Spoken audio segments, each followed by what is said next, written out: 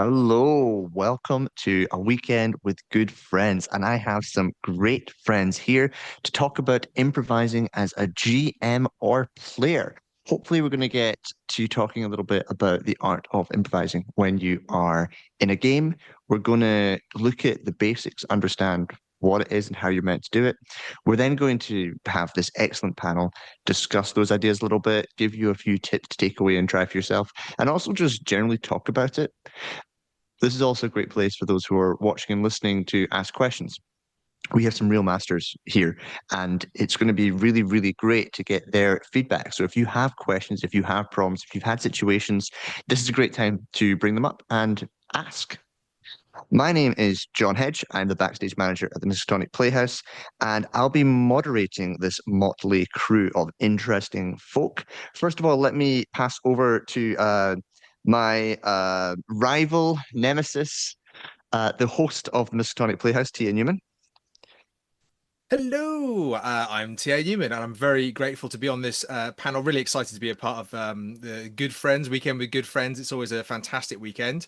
I am the host of the Miskatonic Playhouse, as Hedge said. I'm also a writer within the Miskatonic repository and probably some other things. Oh, I'm also one of the council chairs with the Shoggoths for the Miskatonic repository online convention, which you can check us out in October. We'll be in touch soon. Whoop, whoop. All right, and on my screen, I'm going to go clockwise. So, Matt, please say hi and hope people know who you are.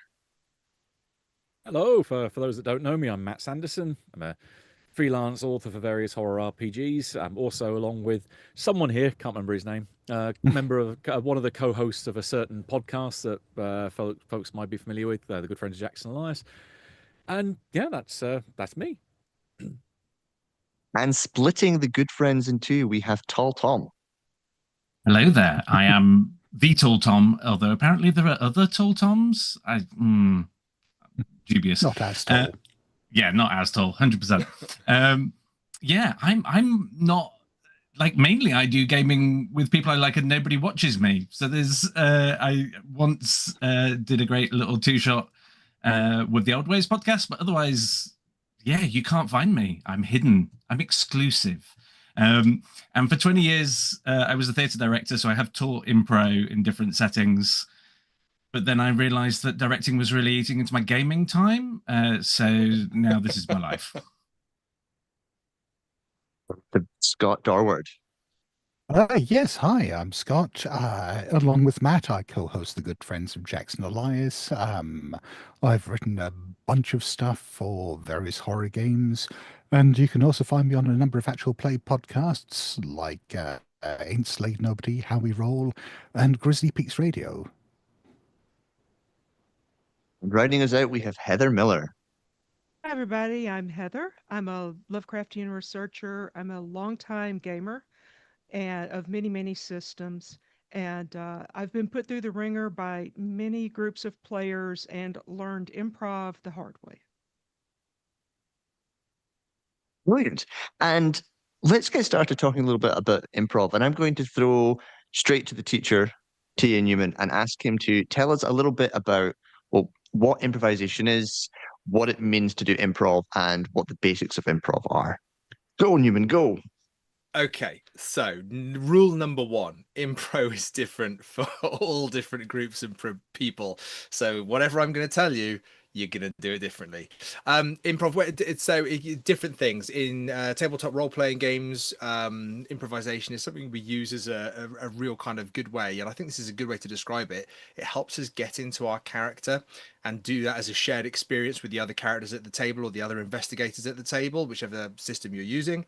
The way I would encourage people to get into role playing or improvisation as their role playing, should I say, is, and this is what we kind of teach our students, is think about your character's thoughts, think about your character's feelings. How do they think about something?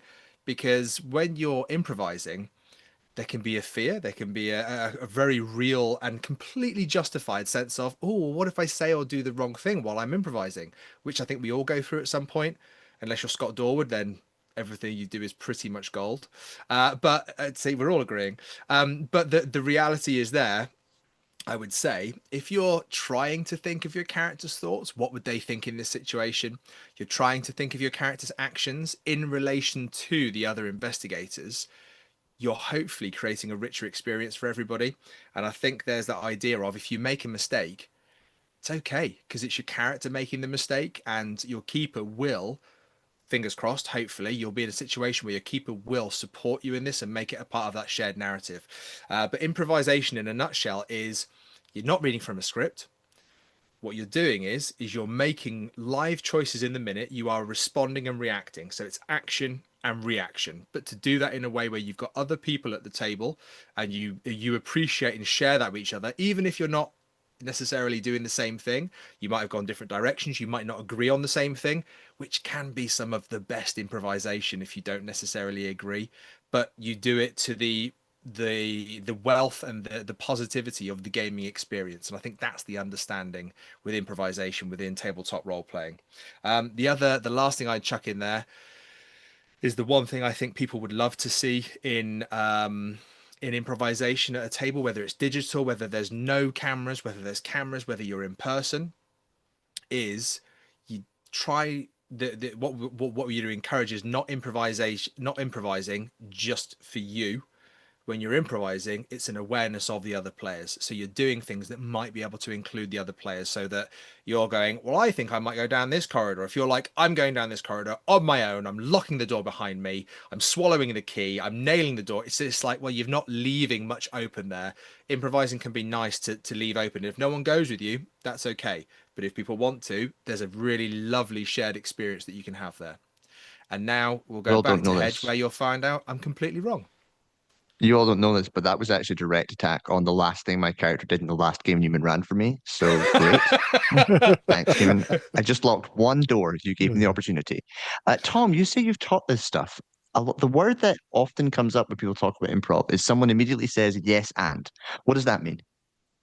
So it's kind of when you're learning improv, it's one of the first exercises you do, which is you get two people to get up on stage. One of them says something, and the other person has to respond by saying yes and.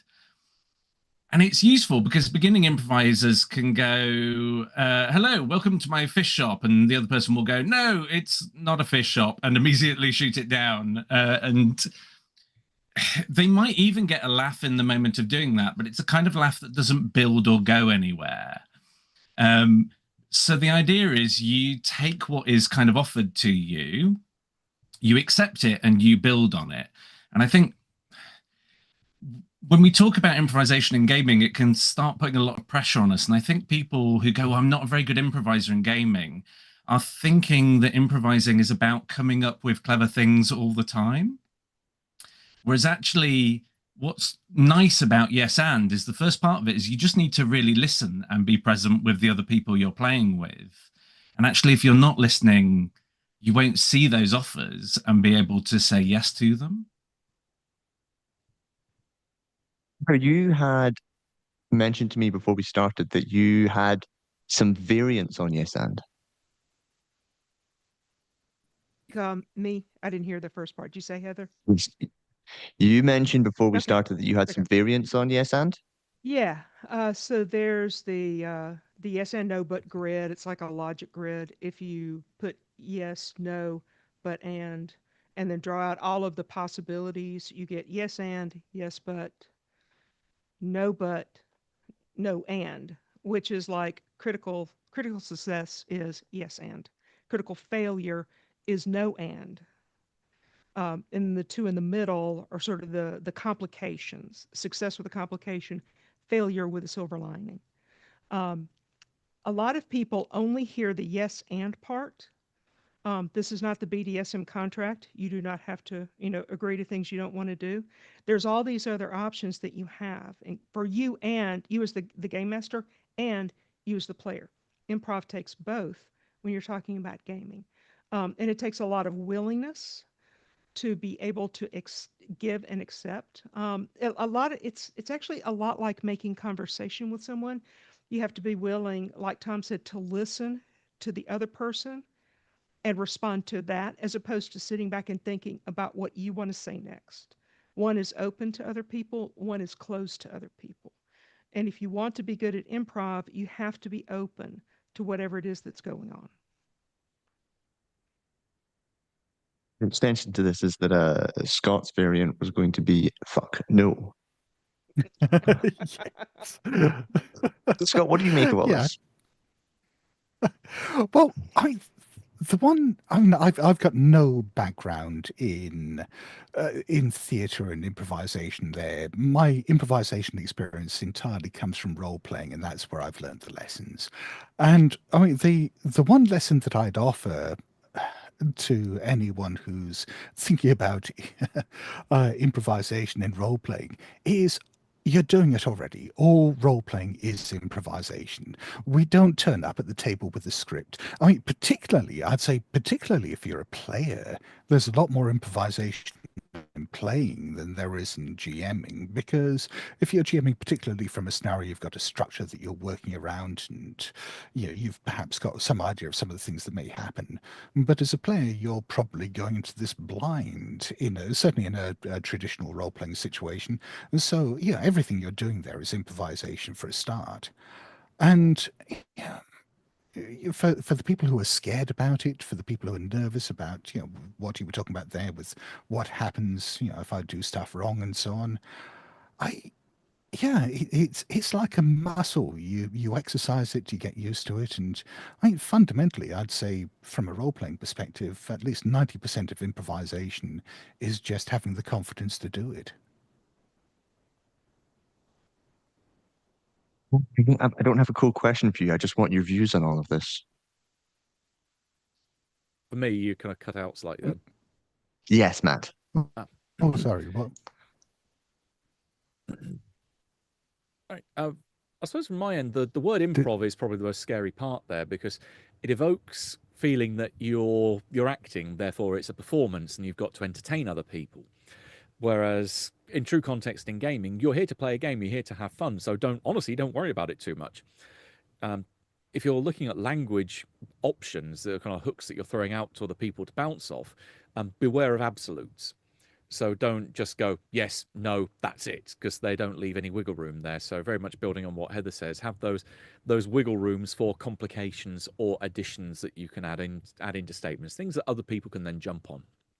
But yeah, don't feel like you're a professional paid actor, because God, I try not to think about that, especially when they're in shows that I end up running or playing with. So yeah, I'd, definitely don't worry about it too much. It's not as scary as you think, honest gov. I just throw shit at the wall and see what sticks. Let's maybe follow that. Let's follow that idea a little bit. So there's this idea, I'm a player. I've turned up at a table to play a horror game, and everyone else seems really experienced to know the game. I've kind of maybe read some of the quick start rules, and I'm kind of scared, and everyone seems to know what's going on, and I don't. What are the things that should be going through my head? Anyone? The first thing that should be going through your head is no one knows anything, and that's your perception. Everyone is generally as out of their depth as you are at any given time. Just accept it and move on. I think the important thing to remember about improvisation is that it's about everyone else but you. Whether you're a player or a GM, it is always about the other people. It is about your reaching out to the other people, whether it's to offer them something or to receive and build on something they've offered. The role playing table, we're all in this for fun. It's a game, isn't it? So I think if there was someone at your table who you could sense as well, and I think we do this as human beings anyway, because most human beings are pretty decent, especially the role playing game type people. If you're playing, if us on the panel now are playing a game and you guys could sense that I was really nervous about doing this, or I hadn't quite got the idea of how role playing was, I have no doubt that someone in their ultimate wisdom, whether it be the keeper, they feel like it's a responsibility for them to either, if need be, even pause the game and kind of say it's super okay that we're going to do this. Or in game, you might have a couple of the players actually reach out to that person with some real soft kind of, here's some improvising stuff that we can do together. And I think that's some of the really nice stuff that you can kind of build relationships, even in one shots, even in convention games. You very quickly, part of the fun of it can be like, Matt's done something, which means me and Matt are pals, which now means that me and Heather don't get on that well. And Tom and Scott have yet to work out whether they like this dynamic. But there is that, I think, as a part of, there's a bit of an offer, which you can pick down, you can put it up. But I think that offer, especially if we know that someone's not new. So sorry, Hedge, I know that's turning it around on what you said. If you're the new person, if you're not the new person, that offer is super generous and kind, and what I think this whole like we're all playing a game together is. And I think if people don't engage in that offer, then hopefully the keeper will kind of could even possibly say, just pausing the game a sec. What we're gonna, here's an opportunity to really include this person in the improv here or in the role play. And as Scott said, it's all improv. Sorry, Matt said, I think, it's all improv. It's all, that's what it is. Yeah, so I think that offer of getting involved, and if you are the person who hasn't played and you do get that offer, try it. That's what you're here for. That's the game.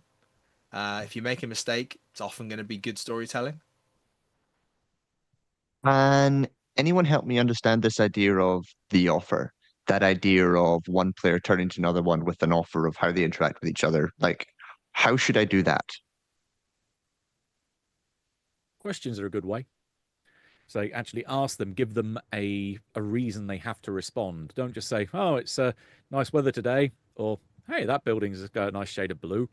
No, actually give them something that they need to respond to. They need to think of an answer to a query or something you have pondered to them. And I think it's very easy to fall into the trap of thinking that this has all got to be done in character because we're role playing. And if you want to establish a relationship with another character and a truth like that, I don't think there's anything wrong with stepping back from the character and just saying to the other player, well, what do you think if our characters are romantic rivals? Do you want to take it in that direction? Let's see where that goes. You don't have to say that as your character.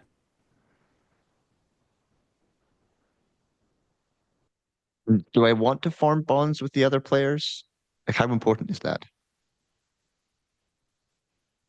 Yeah, for good or for bad, I think that's part of the fun. Otherwise, you're playing your own game.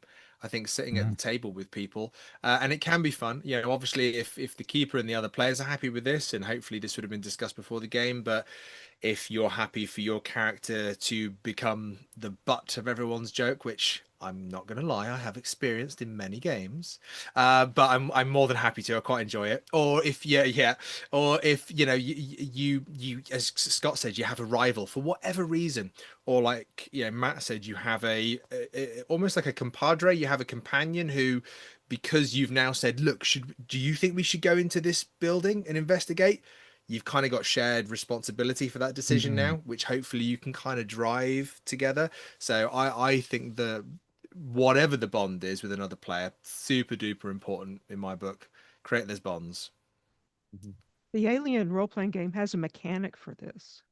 Yeah, I knew Yeah. Matt. I jumped in because I knew Matt was going to, and I wanted to say, You yeah, read my it's got a mind. What can I say? Yeah, you've got a rival and you've got a best buddy. And you as players, you guys can come up with that. During the game or before the game, you're going to be my best buddy. You're going to be my friendly rival, and establish those. It might be tricky for somebody who's completely new to gaming or completely new to your table to be willing to do that. Um, that can be either on the keeper or the other players to bring that person in to make that possible. But that's an easy way to get people started on the improv path. And I think one important difference, perhaps, between improv as performance and what we do at the gaming table is that gaming role-playing games are an inherently social experience, that there is the interpersonal aspect of what's going on between the players as well as the characters. and that the bonds that are being formed aren't just in-character bonds. I mean, I've said this any number of times. Role-playing games are almost unique in that you can sit down with a bunch of strangers at a convention game and play with them for 4 hours, and at the end of it, you have formed real bonds with these other people, not just your characters, but you as players, you as people have formed those bonds. And I think, yeah, you can leverage that within the game, that interpersonal aspect. You know, that's a really important thing to always bear in mind and to use to kind of make the gaming experience richer.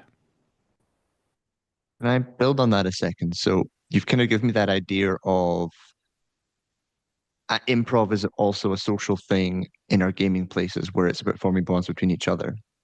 And I want to explore, is it my job to make the other people in the circle laugh and be happy and be having a good time? Is that the most important thing, or are we trying to tell a shared experience? What I would love to understand is when I'm trying to do the improvising or do the thinking of the next line, what what should my goals be? Depends on which end of the spectrum you are. If you're someone like me, you probably want to make them laugh. If you're Scott, you just want to make them hate you all the more. Yeah, I want to leave them traumatized and feeling hollow inside. Yeah. Exactly. There you go. Tom, you look like Tom, you look like you were going to say something. I'm kind of mid ponder. Yeah, I mean, I think like the point of a role playing game is both to have fun and to enable everybody else to have everybody else at the table to have fun. Um, I think if we fall into the trap of going, I've got to be entertaining, that can very rapidly not be entertaining for everybody else because they're watching your kind of half-hour grandstanding. There is a thing in Impo about my partner is a genius. Where you're really encouraged to be really kind of listening and engaging with what other people are doing and almost imagining they're the stars and I'm here with them in their story, because actually the less pressure you put on yourself to perform, the easier it will be to enjoyably role play and the more satisfying experience everybody will have with you.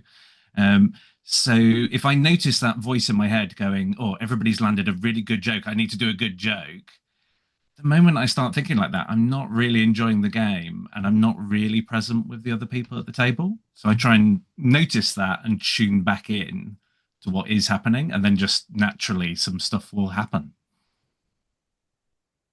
That's also, I think, in regard to improvisation or role playing in general, but specifically with improvisation, the conversations before the game will happen. You know, what do people want, etc., etc. But when you start playing, I think within the first 15 to 30 minutes, the keeper and the players will have established a tone, a mood. It might be that that's something that's really hard to pin down before the game starts, because when you start playing, it might be that you end up with Scott and Matt giggling their way through the first 15 minutes, where me, Tom, and Heather are all like super serious, and and that's okay. It's okay to have a couple of different tones going in the same game, but that also helps with the improv. I think is not kind of pinning down this is going to be this, but being quite aware, being quite I think like universal listening. You're listening to the other players, you're listening to how you're playing, you're actively trying to, I think, be a part of the same game. I think what Tom was saying there was great, that idea of everybody else is the star. You've got to kind of give them time and stuff, and that's it. It's not about, oh, they've all made a joke, I've now got to make a joke. It's like, that's not role playing. That's, as you say, that's, am I performing here or am I enjoying a game? Am I, and that's the experience that you're after, rather than that one-upmanship, really. That's a different type of improvisation. I think the role-playing improvisation is, I think we've said it so many times, but that idea of sharing what's happening at the table. Can I build on that again? I think I've said that phrase 3 times, which is bad improv. Um, Yes, and one of the things that I would love to hear this group's thoughts on is that I'm a player and I'm sitting in a game, and it sort of is it's period and it's kind of going a little bit slowly, and I kind of want to up the pace a little bit, so I go and do something kind of slightly chaotic because I get bored easily. Hi, Scott. Um, Yep. Fair, fair. that is improv. I'm kind of saying, okay, I go do this thing and it's good, and it's a good way to make the game more interesting and more dynamic. But also, there's clearly a limit on it because you can just kind of chaotically go all over the place and just say whatever comes into your head. Is it something to do with that respecting the other players? Like, how do I find the line of where it's appropriate to strike out and do something and when not to? One of here's where I want to mention the blog that I have. I don't know if Nate's put it into the chat or whatever. Heather-Miller at heather-miller.blogspot.com. I have something specifically about this. It's if you've never heard of him, there's a guy named Robin Laws who is super important in the gaming community, and he's got a very thin book out called Robin's Laws of Good Game Mastering, and it talks about the different kinds of players that there are, and there's 1,000 YouTube videos about the different kinds of role playing players. His are particularly, I think, insightful. If you can sort out the mix of players that you have, their playing styles that you have, I think that can help inform how you temper your improv and how you tune it to the group.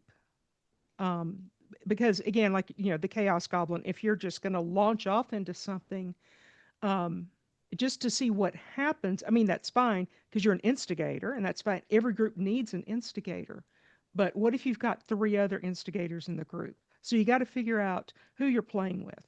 And again, this is part of being open to the other people, not setting yourself first, and being a fan of everybody else at the table.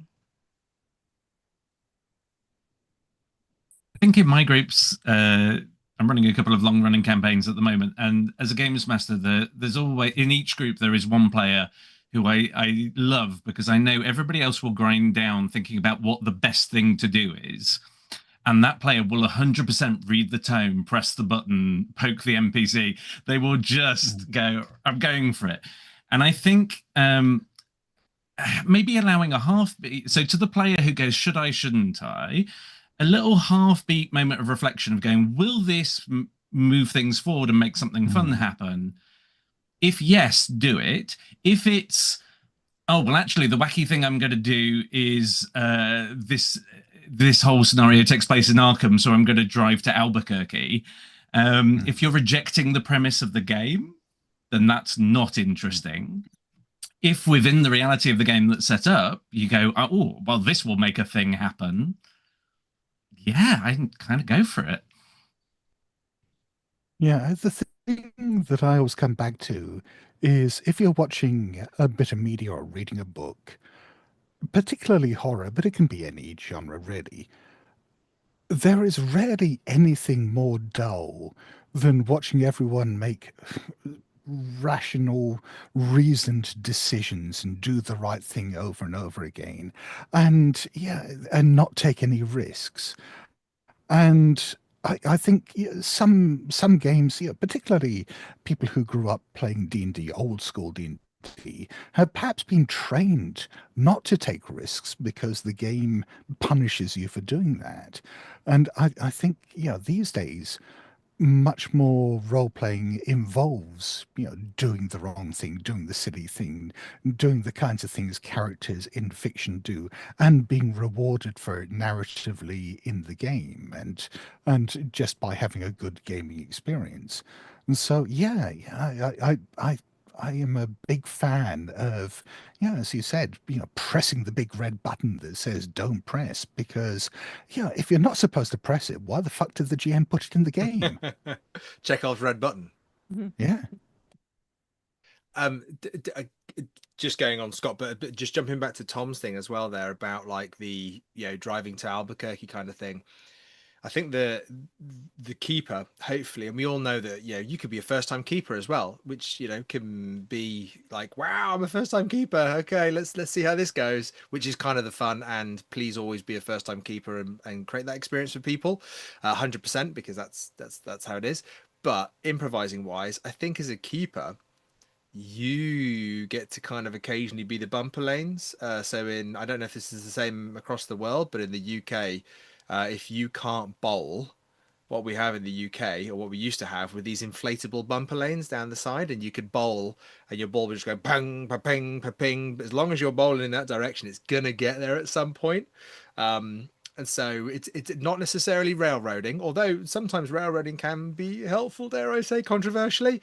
But in this case, the idea of yeah, sorry, but in this case, I think that idea of yeah, you can't go to Albuquerque, but and then I think there comes that offer again. It's the idea of as the keeper being able to navigate maybe some of that impro in the right direction so that you can let the players go hog wild in the direction that's the story, because you've got a story, you've got a scenario, you've got a series of characters, locations, and if they get on a plane and they go to Australia and you're actually in the Bronx, you got a difficult game to play unless you pick up Chaosium's Australian book of yeah, it's a difficult thing. So I think the keeper sometimes should maybe take a bit of responsibility to make sure that the impro is going in the right direction so it can be open and fun. You're making me think now that I've been doing 10-pin bowling wrong all these years, that I'm not supposed to bounce it as many times as I possibly can off those I think sides. that's its own skill. Yeah. But going back to what Newman was just saying there for a moment, I mean, I think another written skill as a GM is when your players do something like that. I mean, let's say you do have this scenario that's set in the Bronx and they've got on the plane and gone off to Australia. Then perhaps try to figure out, maybe even on the fly, some way of just taking that scenario you had and moving it to Australia, because that's going to be a lot more fun than just saying to the players, "Oh, you get to the airport, it's closed." And there's a plane waiting to bring you back to the Bronx. Weird. Yeah. How do you all feel about like coming out of the game for a second and saying, guys, the thing I've set up today is in the Bronx. Like what you're suggesting sounds really fun, but I kind of need you to be in the Bronx. Yeah. I mean, you could totally legitimately do that. I think a couple of things. Something Newman said kind of struck me. I think if you can keep the mindset of that first time keeper, because you're so open to everything, I think there's some value in that. That openness. Yes, you're panicked, but there's also openness there that I think is super important. And like Scott saying, bring the game to the players. Whatever they're doing, bring the game to the players. So yeah, switch it around. I think it is legit to say, hey guys, look, I've got to have you on this street at this time because X is planned or whatever. You could totally give that a try. I would recommend seeing if you can't do it with the players. So much of improv and gaming is with your players, not trying to herd your players. It is going with them. Heather's there talking about as well the players quite a lot, and I think Scott started that conversation of the relationship between GM and players. A big thing is going to be, we've all talked about it already, but your relationship with the players. Are these people you've never met before? Because then there is a different improvisational mindset, and you then are fully justified in, not that you need justification, but you're fully in your place to kind of go, do you know what, we're going to Australia, because you need that game to flow, right? So you just pick it up and move it and you plonk it there. Do you know your players really well? Are these people that you sit down with every week or a couple of times a week? Are you that lucky? And if you are, invite me to your game where you play a couple of times a week and you actually, know each other so well. You bounce, you feed, the improv is almost implicitly a part of the experience. Is it what a lot of us do, where you really crave that, I want to play with new people all the time? So you get that different, yeah. So you turn up to a game, and a lot of the time, your first 15 minutes is kind of reading people to see where you can build those bonds that we talked about earlier and stuff. So I think knowing your players should definitely be a really positive, good consideration. None of this should be things that anyone goes away and worries about. It should be things that you go away and hopefully get excited about, where you're like, as a keeper, I can do this, and it's okay to stop, or it's okay to do this, but as a player, it's also okay to do this. if I'm not sure or I'm nervous, do I do it in the first person, or can I say in the third person perhaps, so that my character does this because I don't know if I want to say it in first person? And there's a few different things that you can play with like that that allows you that I don't know, comfort for some players to play. So knowing how well you know your players, I think, can be a bit of an indicator, a dial perhaps as to how you role play. Let's probably dive too deep into GM practices, which is what the latter half of this is all going to be about. I want to just stick with being a player for a second, just to wrap that concept up. And earlier, Heather said, be a fan of the other players, which I think is a really important aspect of this whole improv thing. And I'd like someone to unpack what that means and how to do it in practical terms.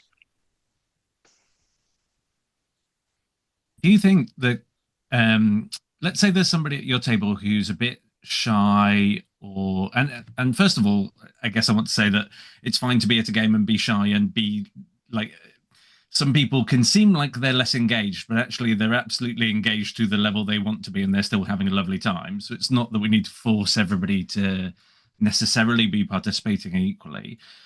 But I do think that other players have the table have even more influence over supporting other players who might be being a bit shy and would like to be more involved than the keeper does. So the keeper going, what do you want to do, is one thing, but another player turning to you and going, so hey, you're our driver, like how might you use your driving skill in this, or like and whether or not that's in character or out of character, I think those, going back to that term, offers, but that drawing in we can do with other players, I think, can really transform the experience for everybody. And I mean, what you talked about at the beginning there, Tom, some players are just quiet, and that is fine. Sorry, this is approaching it slightly from a GM point of view, but I think it applies just as much to players here. But I can think of, for example, when I used to go a lot to South Coast conventions in England, there was one player who used to sign up for just about all of my games, who was very, very quiet. He'd very rarely interact with the rest of the players in character.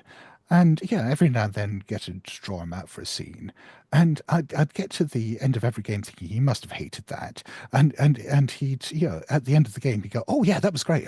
Best game ever. And I had an absolutely great time. And he'd sign up for the next one. So he was obviously enjoying it. And there was just such a disconnect between my perception of what was going on at the table with what he must be feeling and what his actual experience of the game was.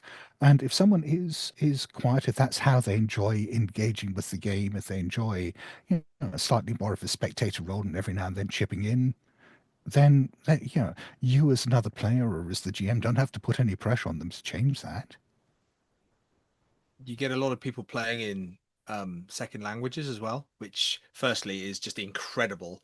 But when they do, like Scott's saying, sometimes you can see that thought process, that literally having to decode what you're saying in one language to another language, to then think about not just speaking in their own language, but to improv in another language. It's just firstly wonderful. But just absolutely praising what Scott's saying there about kind of allowing that time, allowing that experience for them. So yeah, I mean, it's just got to be so universally engaging.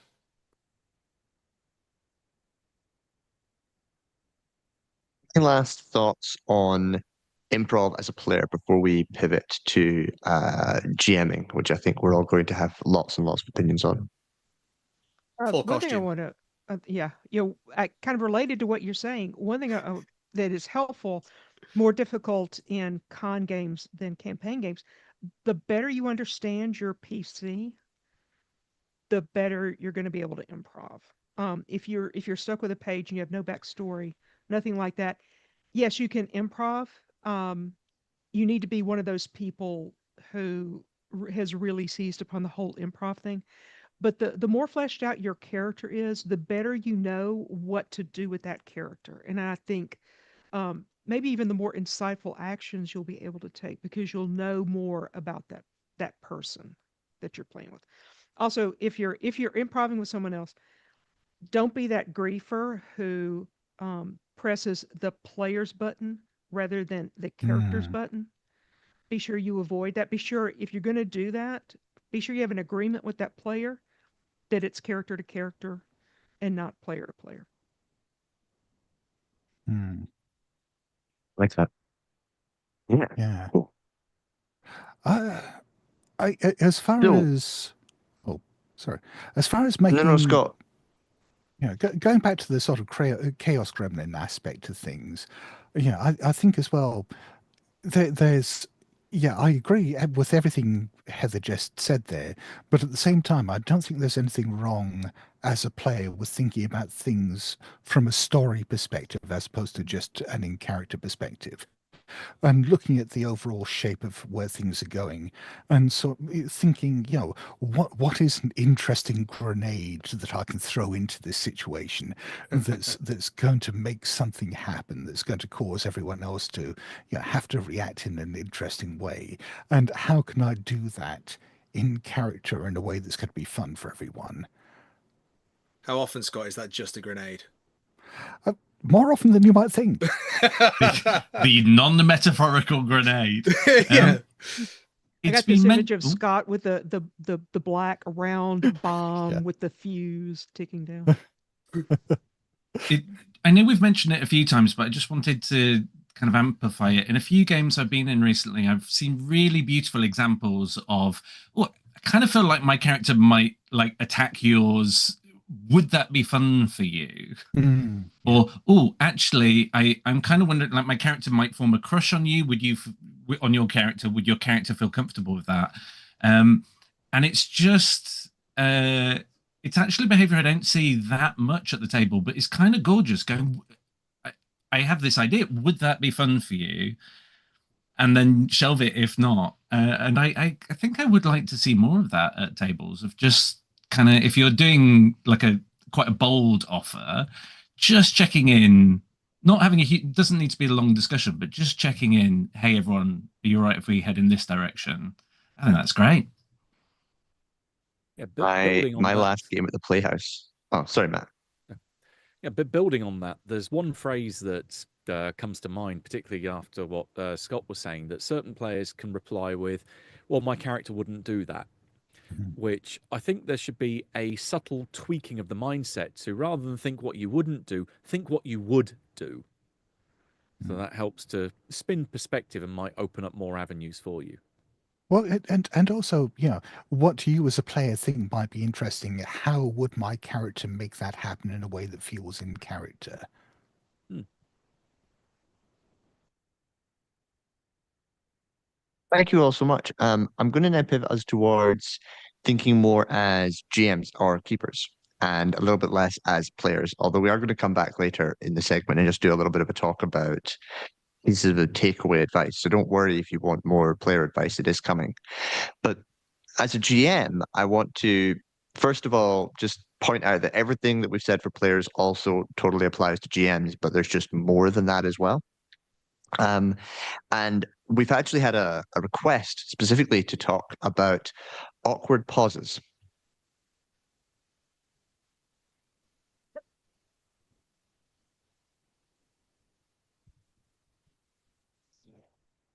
So when an awkward pause happens at a table and you as a GM are wanting your players to do anything and they just sort of stare at you, what should you do? Stare back with intent. I can outstare you. And if someone goes to speak, just hold your hand up. One of the things that I do, because I have a group that does this right now, and they're probably going to see this video, and you know who you are. Um, I will I will have an NPC do something in the background. I will have a Mm, sound outside. I will have something like that happen in the world around them that is a gentle reminder that they need to do something, and B, sort of also kind of softens the environment. They're not in a sterile, empty space where they have to act. There is a context around them where their character is. Um, in an effort to make it a little easier for them to take some action. I think we've all probably experienced a number of different reasons for awkward pauses in games. One could be just because you, as the keeper, you've communicated something and it hasn't landed. So and we in our heads it's like, what are you doing? This is Shakespeare. Come on, guys. But in reality, you haven't given the things that are there, the offers essentially that we were talking about. So as the keeper, you're full of offers as well, and that's the whole keeper experience, isn't it? Or the GM experience that you're offering constantly. But so that could be one thing. Another thing could be that you've dropped your Shakespearean offer, and the players, then it's almost between them. There's almost like you can have this very wonderful, because everybody's super generous at the table, you can have this like almost awkward silence of who's going to do something.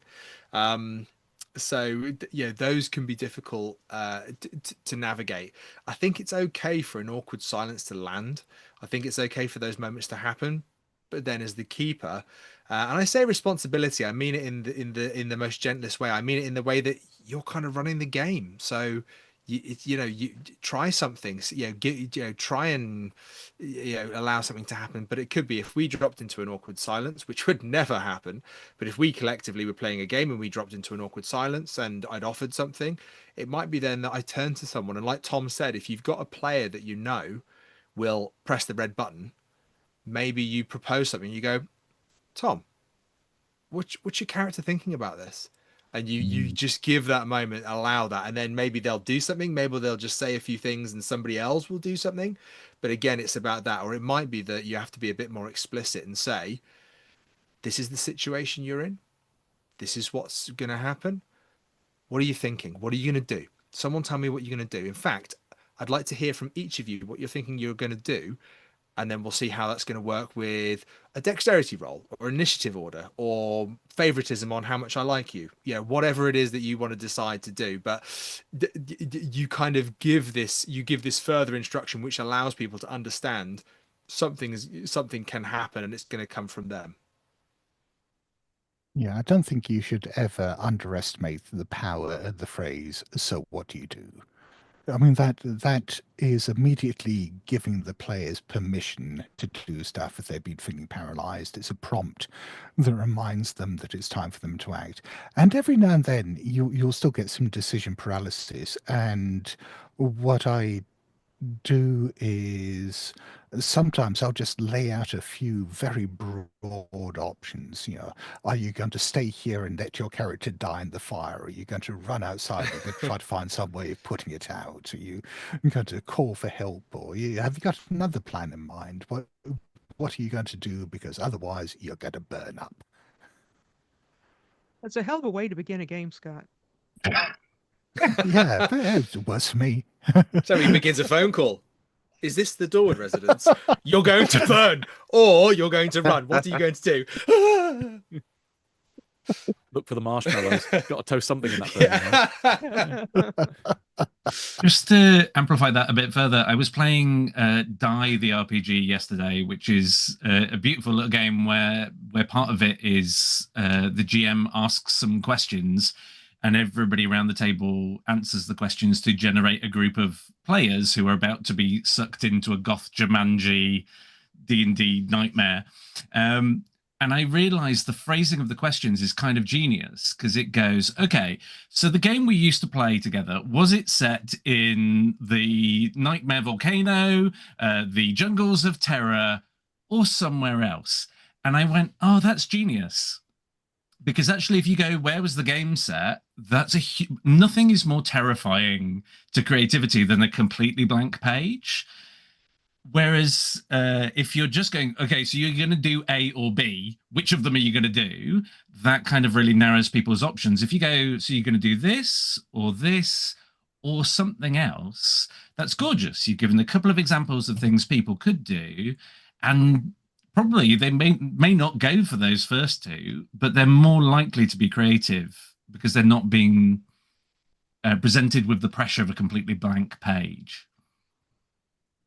So my understanding of what you're sort of exploring there, Tom, is that if I'm with less experienced players or people I don't know, I should give them choices that are a bit like Scott's. Do you want to burn to death in the spire, or do you want to try and escape? Whereas with more experienced players, I can provide much more open questions, such as telling Newman that he's at a tea party with 3 different animals and asking him what he does.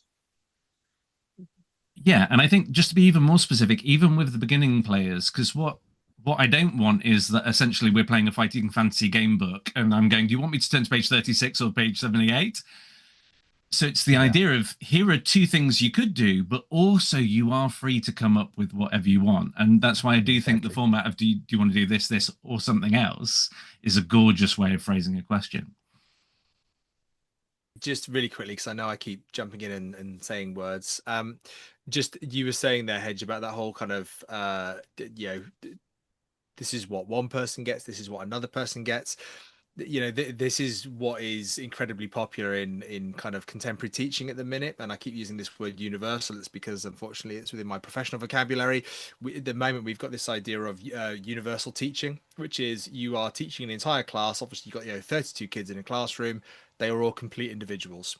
So you have a universal teaching strategy. So you have a number of strategies, but what you do is you're using those strategies within your class. So as you learn your class and you learn which students can respond and engage with different things. So for example, cold calling. So cold calling is where in my class I know that I can call Heather out in the class without any forewarning and say, Heather, what's the answer to this? And I know that Heather's going to have a go at answering it. Whereas I know that if I do that to Scott, he's going to tell me I'm on fire. So I've got to regulate what I do as a teacher. I've got to make sure I've got a different strategy for Scott. But I think keepering, role playing in a much lesser kind of, performance pay environment, you kind of have that natural mindset. And it's exactly what Tom was just saying, and Hedge, what you were saying, and I guess what all of us are saying. You kind of learn your players as you go through the first 15, 30 minutes, hour into the game, where you go, I know I can offer this to Matt. I know I can offer this to Tom. And if I offer it and they can't go with it, I'll offer them something else. And I think that enjoyment and that it's okay, even as a keeper or a GM in general, to offer something. And if it doesn't work, it's okay. Try something else. We often talk to the players and say, make mistakes. It's okay as a keeper. We're playing games. These are games and it's fun. And hopefully, even though the keeper puts a lot of time and prep in there, it's hopefully they're going to really enjoy that experience too. But I really love that idea of that universal gameplay. You're trying to include everybody, but you might have to use different skills to do that because everyone's different. And I like that you think that I'll only say you're on fire. After you've gone up to the bottom of his trousers with a live Bunsen burner. So you've all given me 2 very slightly different concepts that a keeper should run with, and I'm interested in having someone explain to me when I should use each one. So one is this idea of, do you want to do this, or something else? And the other one is this idea of yes and no but. So kind of taking whatever they suggest and then taking them down a specific path. So I'm thinking mostly in terms of horror, thinking of ways to up the horror within the game. As a GM, I've got a couple of different tools. When should I give them the players freedom, and when should I sort of drive them down specifically horrifying paths? I think maybe a beginning place would be, has this involved a die roll? Because if the dice are involved, then I think you can get into the granularity of yes and no, but you rolled X. Oh, it's even worse than you thought it's going to be, to steal from Jason Cordova in the between. It's even worse than you thought it's going to be. This is what happened. Or, hey, you rolled great. It's even better. You get this additional stuff. So first of all, are there dice involved? If not, then I think you can go with that second one, that more open-ended set of options. I think there's also certain expectations that go with certain games and groups. that certain games, I mean, like Heather just mentioned, the Between there, perhaps there's very different expectations, a set of expectations than a traditional game of Call of Cthulhu in terms of who's making the decisions about whether, about certain story elements, about certain things that are going into the game. And, yes, anding a player's suggestion about where the next scene is going to be set, for example, might work very well in something like the Between, where it's a very free-form game. But if you're running a pre-written Call of Cthulhu scenario that's got a certain set of locations, and you're not very comfortable changing all of that on the fly, then you do end up with that, perhaps, we're flying to Australia problem, where if you're not prepared for to build on what the players have just said, it doesn't have to be something as grand as that, but it could just be that they've said, oh yeah, I'll call up I'll call up my brother, he's in the army, he'll know what to do about this. And it's yeah, all right. But when you're going to get hold of him, do we really want to bring this other character in here? Do we really want to have an NPC solve all your problems for you? And you've got to try to make that decision about where that's going to go.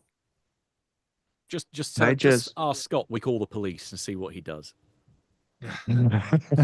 Oh, fuck off. Hedge, you were can I talking just about. jump in? Can I just Go on, jump in? sorry. Because there's a question here asked by Butcho that kind of resonates with what Scott was just saying. So I'm going to throw it all to you here, which is how do you all handle improving a moment that may be incorrect in the context of the larger narrative? So I think Butcho's kind of bringing up that idea of someone saying, "Oh, I call my brother. He's in the army. He solves this problem for us." Like, how do you get back on course when someone tries a bit of improv that really steers you left?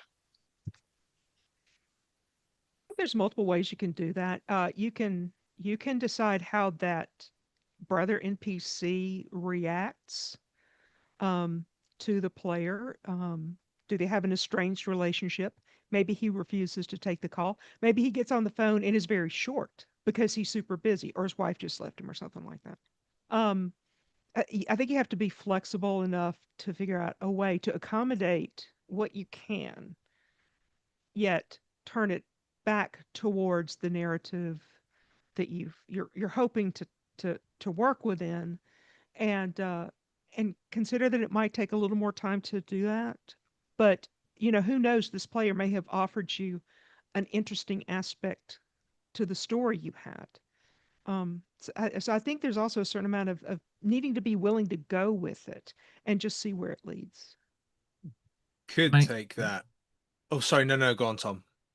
I think there's a thing there also about like it is okay to go to kind of step out and go, well, actually, if your brother sorts this out for you, then the scenario kind of ends now. Is okay, but there is so there's when I teach the no but yes and exercise, I get people into pairs and I get them to one person tries to tell a story and the other one is going no but all the time. And what happens after about 60 seconds is the person trying to tell a story just eventually grinds to a halt. Um, Whereas in the Yes and, two people will build a wacky story together. And maybe in Call of Cthulhu or a Dark Horror Blink, we don't want necessarily wacky piling on.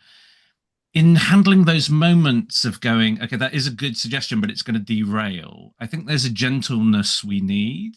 Because I have sometimes as a player seen moments where somebody's suggestion has been put down in a way that was so harsh that I felt that basically they're not going to have another idea for 10 minutes. Do you know what I mean? Whereas there's a way of going, oh, it's not that, but what else might you do? Or that's great. It's not going to work for these reasons. What else have you got?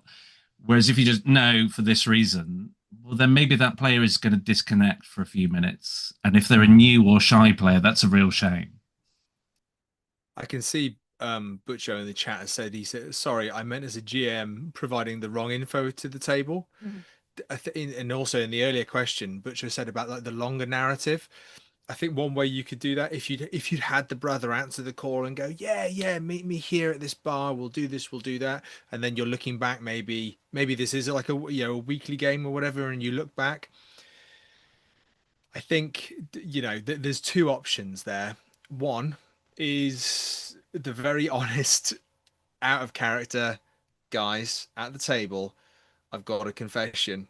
There's a lot going on with the narrative. This didn't go the way I planned it. This information isn't correct. And actually being honest and having that conversation, personally, I think I would try and do it in Yeah. game. But if it didn't work, I wouldn't be afraid of doing it out of game, because it's improvisation, it's role playing, it's hard and challenging, and you want your characters to get the best experience. So if I was trying to do it in game, what I would do is obviously the brother was a mygo and lying the whole time. No, what I would do is Yeah. I'd have like, it would be a part of the narrative that the brother was wrong. Maybe he gets shot later, or maybe he comes to you and says, "Oh my God, I'm so wrong about this. It was actually," and then gives you the lead that you could have gone with. So you make it a part of the experience where, yeah, NPCs are humans mostly.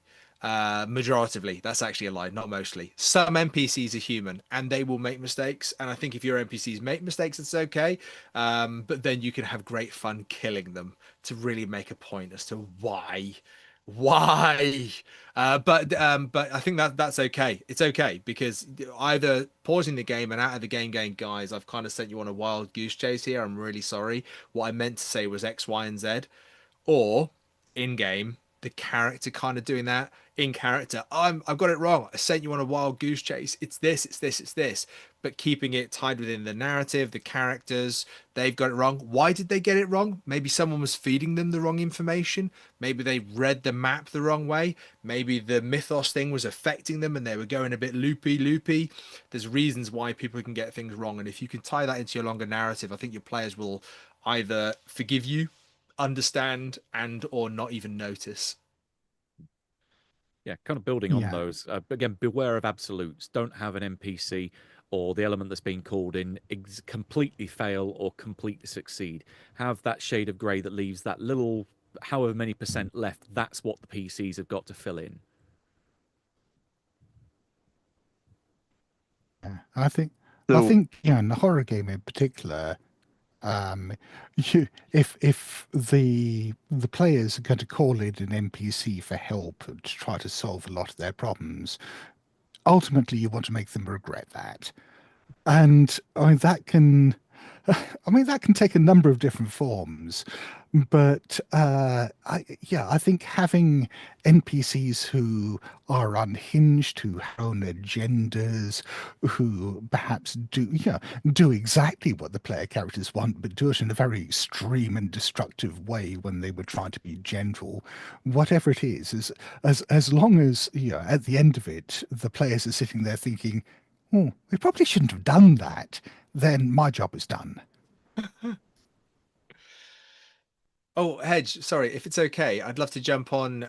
Sorry, you said earlier about especially when introducing the horror, about freedom with improvisation. I know we're perhaps on the GM side now, but as a player, I've experienced this, and they're not too, just within the last 12 months. Is if certain types of games. So it could be that Call of Cthulhu, could be that a bout of madness comes up, and in terms of that improvisation and a bit of agency with the player, could be that you've got something that could be great here, but you invite the player to help improvise what that bout of madness looks like, so that when they continue to play out for X amount of rounds, they've got a real ownership on that and they can really engage with that and get involved in that. I was playing a Vampire the Masquerade game, and there was a little bit of like mind manipulation going on, and I think that's a similar thing as well. Rather than that kind of "you've lost your game agency," it's very much a how do we do what are you how do we do this together? So I think as a GM, a storyteller, a keeper, you've got that kind of like shared thing. But on the flip side of that, playing a wonderful game of Cult not too long ago, which shook me to my core. There are shocking moments when you get to the end of a narrative, especially with a game like Cult. You know that things are going to happen. You're in those last strides. It might be that they're discussed in the pre-game that things could turn bad, and literally out of nowhere, my character lost one of their legs. And it wasn't like "you've lost your leg, you're going to be okay," like some games are. It was "you've lost your leg you haven't got long because you are pissing blood everywhere. How are we gonna? And it was that was it. So there was a freedom that was taken, but also in that freedom, it was, here's a situation to deal with. And I think that actually, for me, for me, that was a moment of, oh, I wasn't expecting that. Okay, I think we're gonna do this. I'd like to do this, and I actually quite enjoyed it. I know that's a very different type of improvisation, and I think that's something that people, new players, you might kind of go, "What the hell? What happened there?" It's like in a computer game, isn't it? When you're fighting a boss and you lose over and over, and you're like, "It's not fair." There might be that sense of things, which I completely understand. But I think if that's been discussed as something that could happen and might happen, the players could die, they will, etc., etc. I think sometimes knowing as a player to roll with it and have fun with it and make the most out of it. And character deaths can be amazing. They can be so much fun. It can be some of the best parts of your game in terms of like the rewarding experience, the shared experience that you have. So I think that freedom as a GM and as a player, that's got to be a bit of a shared thing, because if you take someone's freedom, it's never cool. But if you take it and they're okay with it and they've got to roll with something, that can be really good fun. But it's got to be an agreement. It's got to be an offer that's accepted. And yeah, getting players to narrate their own characters' destructions and demises. Yeah, for a start, as a player, that's a lot of fun, and it also gets a degree of buy-in there. That it's less the keeper sort of saying, "Oh yeah, okay, your character's had his leg ripped off and he's dead," and more you describing what this actually means. Yeah, that's a hell of a lot of fun, and I love shit like that. Yeah. How do I get my players there? So I'm running a game and I want that experience of players gleefully describing their own characters going insane, eating glass or tearing their eyeballs out. Um, how do I, as a GM, facilitate an understanding that they're allowed to, and also get over that resistance some players have about like wanting to have perfect characters that win? Have your NPCs do it first. Have it happen right in front of their face and kind of show them, this is what could happen to you too, and get them to embrace that from there. Lead by example. Like that. Watch me go insane. You can follow. No, that's brilliant. I think playing one shots helps as well, because if you're playing a character that you feel is comparatively disposable compared to the one that you've been building up for 6 months, then you can perhaps throw yourself in much more gleefully into describing their horrible fate, and that perhaps gives you a taste of your own blood. I think from the GM/keeper point of view, if you're at a con game where you don't know the people at the table, I think if you fully embrace making your NPCs as vibrant and deeply characterized as possible, if you make them as real as possible, and demonstrate to your players that you are taking freedom with characters, and then I would say not don't wait till somebody dies to ask them to narrate it. When they kill an NPC, narrate how that went. You killed this minotaur. What did that look like? And start small so that if somebody does die at some point, they're ready. They've had some practice, and like others are saying, they've got some buy-in. Yeah, I think like there's a lot of pressure on kind of session zeros and conversations that maybe is too much pressure. And not everything can be fixed by a session zero, but certainly, I took a group of D&D players and over a few years ran a Call of Cthulhu campaign for them. And I think saying really clearly up front, I know in D&D, part of the satisfaction is you're so skillful at playing the characters and using the options and using the rules that when you win the fight, it feels like you won the fight. This is like a horror movie. You have to find a way to, I think the offer use quote of drive your character like a stolen car, but you have to, as you would enjoy the protagonist in a horror film finally getting into the mincemeat grinder, you have to find a way. And interestingly, like 4 of the players completely got it, and after 5 years I had a player the other week went, his character had gone to the police for help and ended up being imprisoned and made a luck roll and I went, well, that's 5 years of your life. May roll up your new character. And at the end, he went, oh, I got it. That was fun. So I guess if you've got a player who hasn't got on board with that yet, just patience. They'll get there eventually. Like that. Anything else That's that you heartwarming. really, anything else that you really want to hit upon about general GM advice or things before we move on to practical tips? I think I would like to amplify Heather's point earlier about, like, in a way, there's a fifth player if your number of players plus you, plus there is another player, and that is the dice. And I think saying yes and to the dice is really important. That, especially, let's take Call of Cthulhu, like, fumbles and pushed rolls are delicious.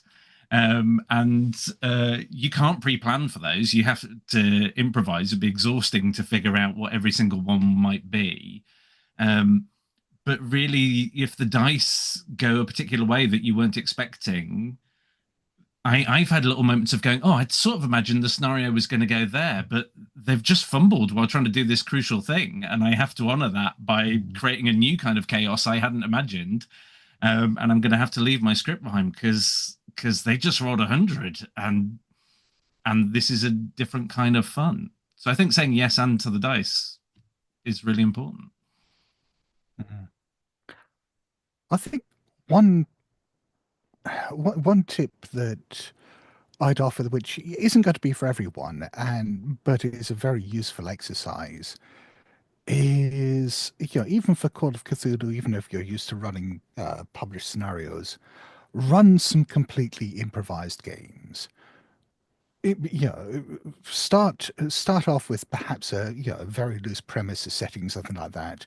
Work with the characters that your players have come to the table with, but just improvise around that and try to get used to crafting a narrative around the decisions they make and the reactions you have to make as a GM, and get used to that back and forth, that the players do something, you have to then learn how to react to that and create something interesting out of the situation they create, and then they'll do something in return, and then particularly for a horror game, you find some way of trying to push all that to some horrible destructive resolution. And it doesn't always work. Sometimes it crashes and burns. Sometimes it turns silly and absolutely ludicrous. But when it does work, it's incredibly satisfying. And more importantly, the skills and the practice you'll learn doing that will be things that you can bring into other non-improvised games. And you'll just, as I said before, it's like exercising muscles. You'll instinctively know what to do when the unexpected happens during your pre-written game. One way that you can look at framing up a game like that, and I'm only suggesting this because we're all adults here. If you've ever seen the documentary The Aristocrats, I have a link to it. I have a link to it on my blog. Again, I have exactly 2 posts on this blog. It's not like I'm making money for this. If you have not seen The Just tell us that Aristocrats, website one more time. yeah, Heather-Miller.blogspot.com. Thank you, Hedge. You're awesome. I'll give you that $5 later. The Aristocrats is not like anything else. If you have not seen No. it, A, I can't recommend it highly enough. And B, if you think you're not easily offended, there's a little something in here for you somewhere. Trust me. It's one of the funniest things I've ever seen, but it's about a joke that comedians tell each other. And the interesting thing, there are many interesting things about it. You get to hear George Carlin talk about what makes a joke funny. So there's a plenty of interesting stuff, and then you get to hear all these people tell this joke. But there is a framework to the joke, and it is structured to allow improvisation. There's a beginning and there's a defined end, which is the punchline, but that middle part is completely undefined. So if you come up with a scenario that you want to do that's completely improv, you've got that start, maybe consider an end that you're going to work towards, and then allow yourself the space and allow your players that space in the middle to improvise. I'll contradict that if I may. Sorry. No, no, you may not. I'll know but that. I know you're going to say What- don't have an ending, but I think there's value Yeah. in it. You're No, yeah, I transparent to me, agree. Scott. You are transparent to me. Now, I think there's some value in it. Heather, let him get his I think argument that out. can work. I think that can work. But I also, You I don't think really believe that. You don't believe that. You're just trying to be. I'm trying to be polite, Heather. I'm trying to be polite. Please humor me here. Again, you're transparent to me. What I think it's easy to lose track of sometimes is that the GM is just another player at the table. Yes, you have more control over different aspects of the narrative and over who says what, but really you are just playing the game same as everyone else is, just with a different set of rules. And I think it can be really exciting as I mean, every time you sit down to play a game as a player, you're playing to find out what happens. And I think it's really exciting as a GM to also be playing to find out what happens. If you know what's going to happen, if you've got a scripted ending that you're building towards, if you know, every story beat, this scene is going to happen, this scene's going to happen, this scene's going to happen, it gets really fucking boring for you as the GM. I mean, the players may enjoy it, but, particularly if it's a scenario that you've run a couple of times, you're going to get tired of that. But if you embrace the chaos, if you accept the unexpected that the players throw in, if you challenge yourself and just sometimes take a narrative left turn and go off script in a way that you weren't expecting and see what happens, and just play and see where it takes you. Again, if you've got that confidence to think that you can land the plane at the end, if you can bring all these narrative strands together and create an interesting resolution for everyone, then yeah, just play to see where it takes you. Do you think How some of did that that comes, Scott, for from? our? Oh, I sorry. would point out that Sorry. the Aristocrats ends with a single phrase, Scott.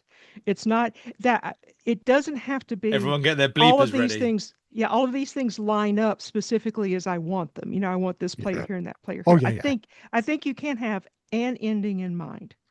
Now, see, yeah. I was And I was just that ending wondering. is you all die. Rocks that's in your fall. game, Scott. Scott. Never play Yazeba's bed and breakfast. Okay, don't Scott's ever rule play is that game. play to find out how your player characters are going to die. That's the yeah. point. Yeah. That's session 0. Yeah. Scott, do you think that's? Okay, I'm gonna. Oh, I'm sorry, Hedge. I keep jumping at the same Yeah, no, time as you. I'm gonna really, Can I just- really cool, I was fantastic just gonna. thing, and I'm gonna make Newman shut up now because what we're gonna do is just for the last 20 minutes, I want to pivot to practical ideas and tips. So things that I can do at my table. This discussion has been really good, and the high level discussion is probably great for a lot of the more experienced people listening. But I kind of want to give you all some time to give slightly more closed, specific tips on a few different themes, one of which is how to take these ideas and actually apply them at the table.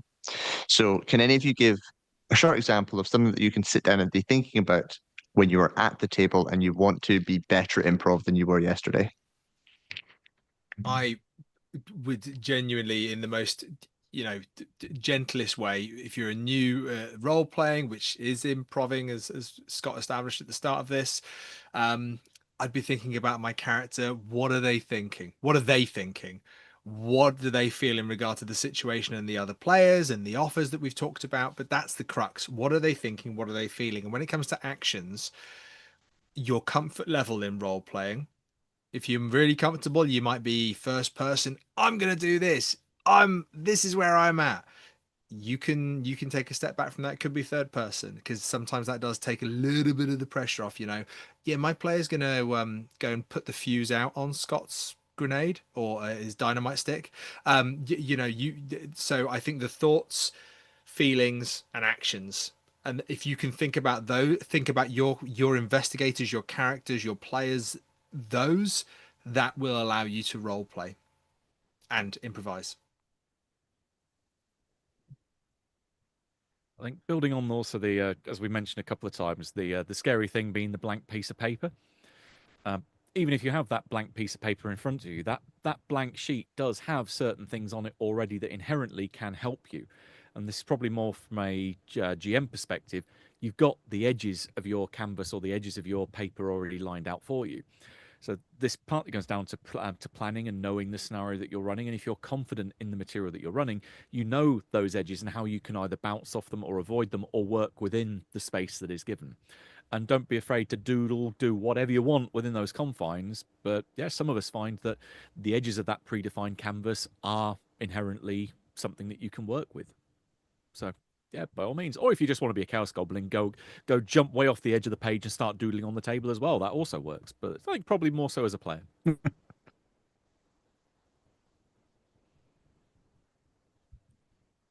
I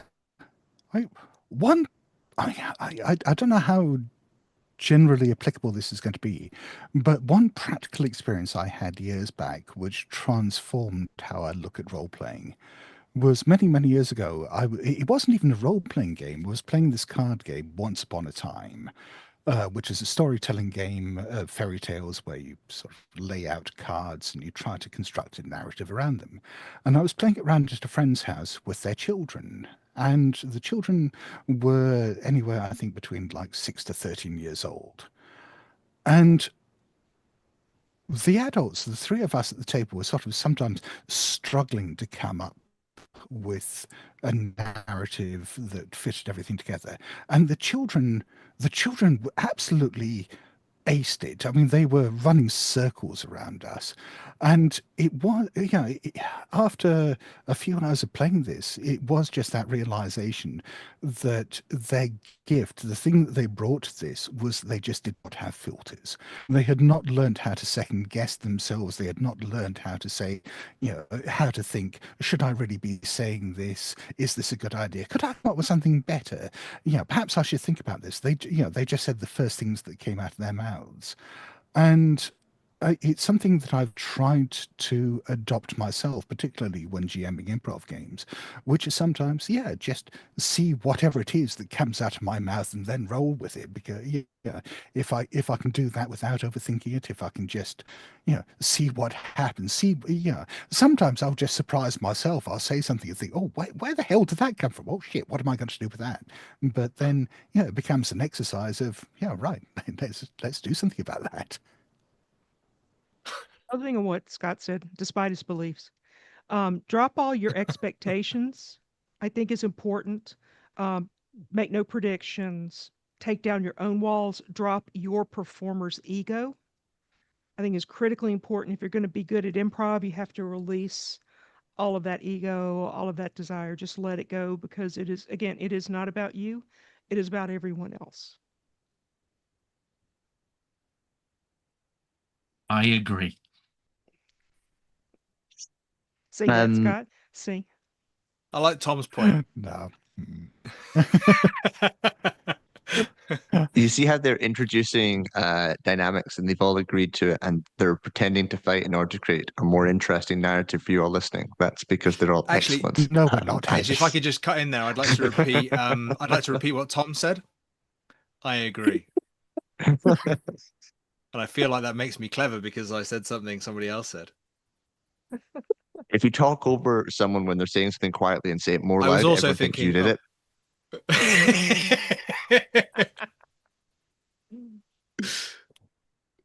it. Okay, but so we're all having a lot of fun and we're all quite experienced, but one of the actual really common experiences of sitting at a table is an almost like crippling embarrassment. It's like I think, Scott, you were saying that thing of, I'm not sure if I'm allowed to talk right now.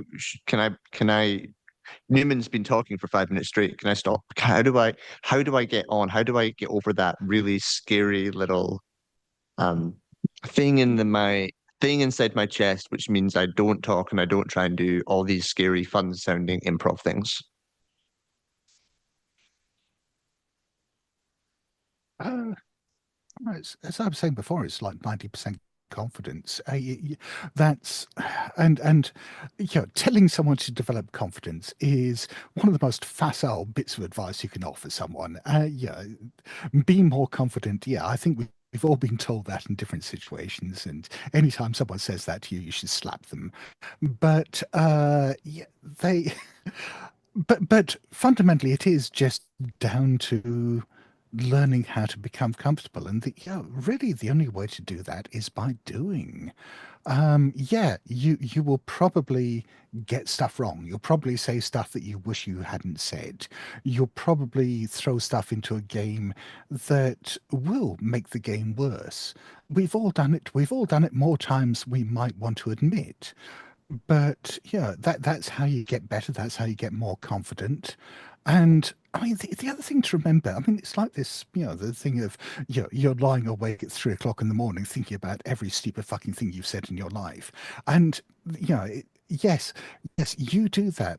But no one else remembers these stupid things that you've done. And similarly, if you say something at the table that you think is really stupid and you had that cringing moment of embarrassment and so on, 5 minutes later, everyone else will have forgotten about that. I remember that night, Scott, when you thought about all those things that you'd done Yeah. wrong. I remember that. Oh shit! I'm sorry, sorry. I forgot I was on broadcast mode. Sorry. I think for brand new players, if you've got somebody who's completely new at your table, I think the best thing you can tell them is, hey, you're going to get to watch everybody around you make mistakes for this game session. So you get to watch that and you get to join in. You've already made mistakes in other areas in your life. This is just one more area in your life where you're doing something. We are all going to make mistakes at this table. And there is no pressure on anyone to be perfect, except Hedge, because Hedge is perfect. I totally agree with everything everybody said, except that last statement. No, I totally think actually, do you know what? I guess it's the teacher in me thinking of it as like a learning experience. Every time you play, no matter how good you are, every game you play, there's something that you're learning and nuance of this. And if you're right back at the wonderful place of being like a new player of a role-playing game, it can be a bit scary as a GM. If we're still in that kind of GM phase, it's wonderful to think about this thing and this process of it kind of came into my head, this idea of like and this is because of Heather and Matt, what they were saying earlier about having the NPC do it first. You've got this experience of, I'll do it, then we'll do it, and then hopefully you feel like you can do it. So if you've got those new players as a GM, that could be a process. I do, we do, you do. So you're showing them a little bit of role playing in a nice kind of chill, gentle way. You're not performing. You're not on Broadway. You're not doing your big thing. But it's a little bit of like, this is where we're comfortable at our table doing this. This is how we could do it. Then maybe you do a bit with them. You've got an NPC, or maybe there's another player, and there's the we do. They can kind of do it together, and hopefully by that time you're giving those new players the opportunity to kind of do the you do, they do it, the I do, we do, you do. That might be a nice process to think about it in the future as like this is how you can. It's not training because they find it in their own way, but more importantly, it's a part of a learning journey that we're all constantly on, and there's never an end to it. Or it seems like the variation that folks have already advocated here would be I die, you die, we die. Yeah. Yeah. Oh, I like that. That's what we're going to do. Yeah.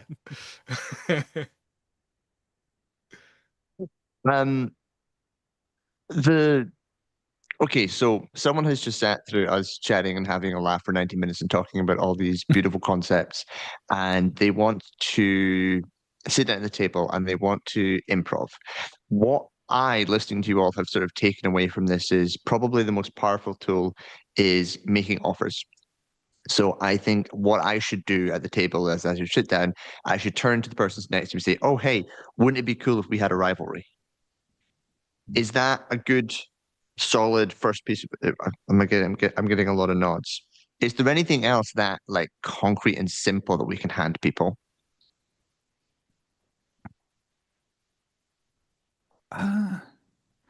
Well, again, this may be bleeding obvious, but yeah, I think with role playing games, because with traditional role playing games, because there's a GM and there's the player and there's the perceived power dynamic there, I think a lot of times there's the perception that you've got to be given permission to do things. And that permission aspect, you know, in creativity in general, is, I think, a pernicious and horrible thing, waiting to be given permission to do something creative. And yeah, all right. Yeah, in the game, you probably shouldn't just blurt out everything that comes into your head and you know, absolutely wreck everything for everyone else because that's in your mind. But at the same time, you also probably shouldn't wait to be given permission to do stuff that you think is interesting if you think it's going to make the game better for you and for everyone else.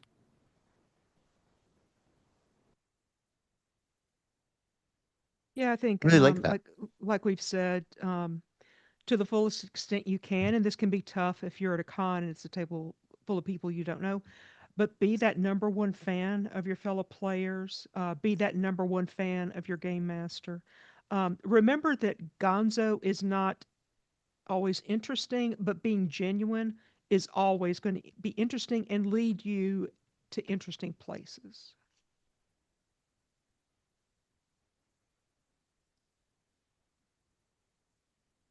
And uh, the other thing I'm sort of interested in, and I just sort of maybe want to finish and play around with this a little bit, is kind of coming back to this idea of the long pause.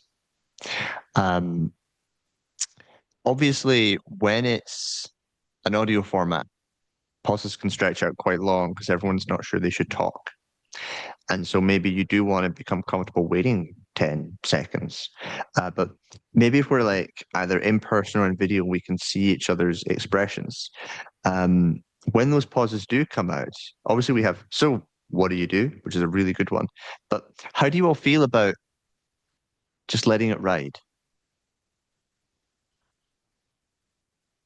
I do it all the time, but I also worked in a psychiatric hospital when I was an undergraduate, so nothing frightens me. I don't, it doesn't bother me to just sit and wait out. You have to really be careful with that. You've got to know your players. If you're in a group that's going to be okay with that, then it doesn't turn adversarial, but that can very quickly become a power struggle with a particular, panel of players. I think you gotta be willing to modulate that and make those offers after period of whatever you're comfortable with to get things going. Hmm. I, maybe it's a reflection of the kinds of people I'm used to playing with, but this is very rarely a problem, even in convention games. But there's a related problem, which I think we touched on earlier, which is the differential between, say, four people at a table who, are do tend towards these long silences, and you've got one person like me with no impulse control who can't shut up, then clearly I'm going to, unless I check myself or someone else checks me, I'm going to dominate that game, and that's probably not going to be fun for anyone. So you do need to, I think, for a start, be cognizant of that if you're prone to doing it yourself. But also, if you're a GM or even another player in a game like that, make sure that everyone does get their spotlight time. Don't be afraid to redirect. I mean, we talked a lot about drawing out the quiet players, but sometimes you need to shut the mouth he gets up as well, just so that the quiet players have got a chance to speak. And so, yeah, never Feel seen, Scott. the Feel practical seen. advice. The practical advice there is never be afraid to say "shut up, Scott." And with that, I I'll was shut about up. to, I was about to leap in and say take a leaf out of Newman's book, and whenever someone starts speaking, just ride over the top of them. But maybe that's a little bit too adversarial. But So I was saying anyway. Oh, Meow. Before this descends into absolute chaos, I'm just going to round out the panel there. It's been a ton of fun. Thank you all so much for joining us and listening to this interesting discussion stroke cafe on improvising as a player or GM. Just before we finish off, I'm just going to go round the Zoom call one more time. Tell us who you are, tell us where people can find you, and tell us, if you can, a slightly embarrassing improv story. Newman. Okay. I'm Newman, host of the Miskatonic Playhouse, but you can find me on all the Discords, all of the online socials through Miskatonic Playhouse. I'm a writer for the Miskatonic repository, some other bits and bobs, and a voiceover artist as well, which I don't really talk about too much, but maybe I should. But an embarrassing improv moment. Not embarrassing, but I tell you what, most challenging, and Hedge alluded to it earlier, is when we do our Rivers of London games with myself, Hedge, Lynn Hardy, and guests. Hedge often likes to start by throwing me a huge curveball, and I think it's our trust and knowledge of each other. That one of the most brilliant ones is you are having a conversation with three animals, one of which is a penguin, and within the world of Rivers of London, that made sense. But it was a wonderful moment to go, what? And I actually responded with a couple of things that Hedge then brought into the game. But that is, I would say, because of Hedge and what he was doing and our knowledge of each other, a really strong know your player moment. But yeah, really, really threw me for a moment as well.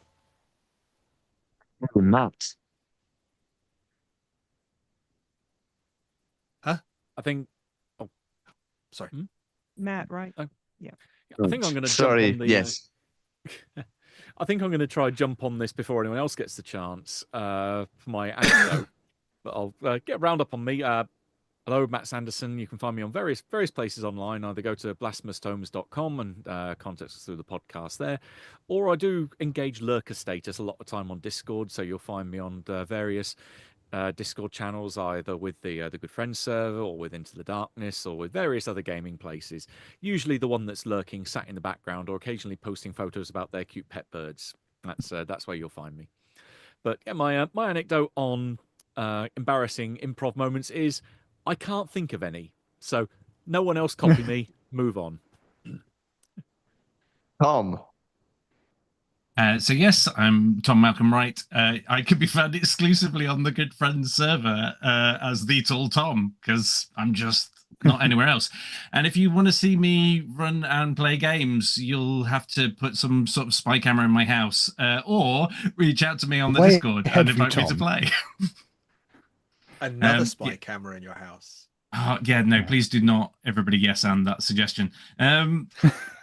I don't know if it's embarrassing. Like, I was running a game of Dive for a group, including possibly somebody on this call, who realised that I will yes and everything when I'm doing an improv game, and therefore the mayor of the particular town they were in also ended up being a female horse because somebody said it as a throwaway gag, and I went, okay, well, yes and that.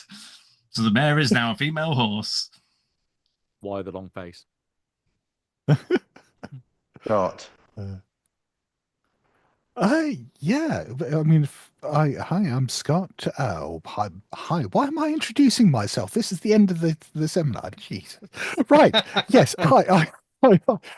There's my embarrassing improv moment out of the way.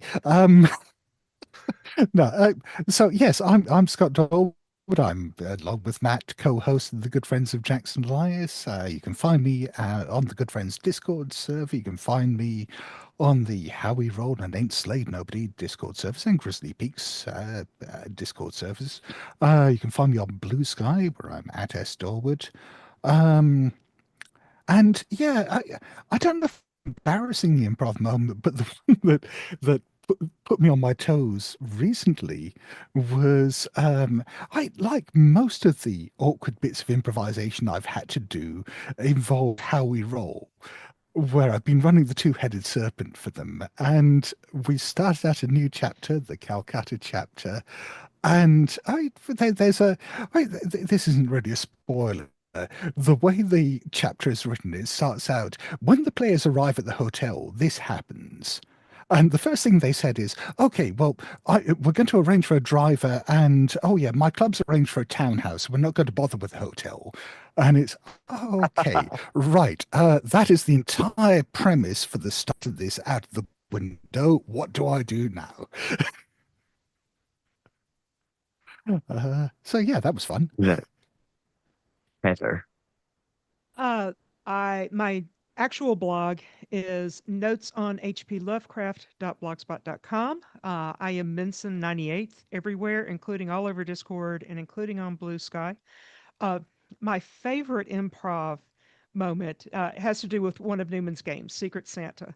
Um, I was running it this past Christmas for a group of players.